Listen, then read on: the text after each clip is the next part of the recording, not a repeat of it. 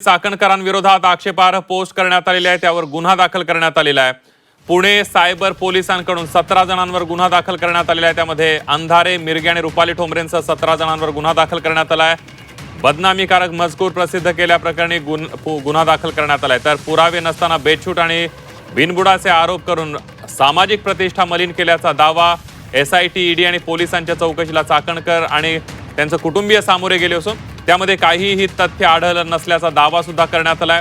चाकणकर कुटुंबियांची बदनामी आणि मानहानी करण्याच्या उद्देशाने राजकीय षडयंत्र रचल्याचा आरोप सुद्धा करण्यात आलेला आहे। आणि याच प्रकरणामध्ये आता तब्बल 17 जणांवर गुन्हा दाखल करण्यात आलेला आहे। सुषमा अंधारे, डॉक्टर आशा मिरगे, रुपाली पाटील ठोंबरे, संगीता तिवारी यांच्यासह अश्विनी खाडे, महादेव बालगुडे, हनुमंत गलगटे, वर्षा कांबळे, राजश्री समदर, गणेश लोखंडे, हेमा पिंगळे, रंजना देशमुख, योगेश सावंत, दीपाली सय्यद, मोहसिन शेख आणि इतरांवर गुन्हा दाखल करण्यात आलाय।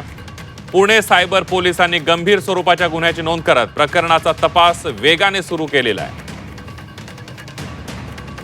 अधिक माहितीसाठी जाऊयात, आपले प्रतिनिधी निलेश खरमरे आपल्या सोबत आहेत। निलेश,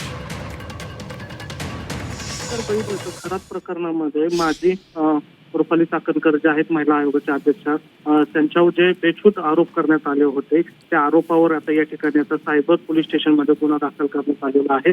एकूण 17 जणांवर या ठिकाणी रुपाली चाकणकर यांच्या आक्षेपार्ह पोस्ट प्रकरणी गुन्हा दाखल करण्यात आलेला आहे। खरं तर खराब प्रकरणामध्ये चाकणकर कुटुंब जे आहे त्यांच्यावर त्या पद्धतीने आरोप करण्यात आले होते। त्या आरोपानंतर पोलीस चौकशी झाली, पोलीस चौकशीमध्ये काहीही निष्पन्न झालेलं नाहीये। त्यानंतर आता रुपाली चाकणकर यांनी आता अश्लील पोस्ट आणि इतर कथित मजकूर व्हायरल केल्याप्रकरणी गुन्हा दाखल केलेला आहे। त्यामध्ये विशेष करून पुण्यातल्या जर बघितलं तर सुषमा अंधारे असतील, रुपाली ठोंबरे पाटील असतील, संगीता तिवारी यांच्यासह अनेक जणांवर या ठिकाणी आता गुन्हा जो दाखल झालेला आहे। आता पोलीस नेमकं यांच्याकडे कशा पद्धतीने चौकशी करत आहेत आणि जो मजकूर त्यांनी त्यावेळेस प्रसारित केला होता त्याची या ठिकाणी खात्री करून हा गुन्हा दाखल करण्यात आलेला आहे। आणि आता एकूणच जर बघितलं तर रुपाली चाकणकरांनी आता या ठिकाणी गुन्हा दाखल करण्याचे स्वरूप जे आहे ते त्या ठिकाणी पाहायला मिळतात। खरं तर त्यांनी याआधीही सांगितलं होतं की माझा या प्रकरणाशी काही संबंध नाहीये, मात्र जर पुरावे असतील तर तसे सादर करावे।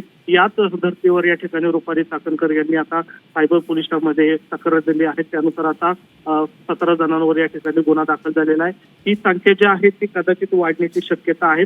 17 वरून 19 होण्याची पण या ठिकाणी शक्यता आहे, कारण अजूनही रुपाली चाकणकर यांचे कुटुंब असेल किंवा रुपाली चाकणकर हे आहेत हे ज्या पद्धतीने सोशल मीडियावर त्यांची बदनामी करण्यात आली होती त्यांचा शोध या ठिकाणी घेतला जातोय आणि त्याचे पुरावे जे आहेत ते आता सायबर पोलीस स्टेशनमध्ये देण्यात आलेले आहेत। कारण यामध्ये पुरावे नसतानाही बेछूट आरोप जे आहेत ते रुपाली चाकणकर असतील किंवा त्यांचं कुटुंब असतील त्यांच्यावर करण्यात आल्याचा आरोप ठेवून या ठिकाणी रुपाली चाकणकर यांनी गुन्हे दाखल करायला सुरुवात केली।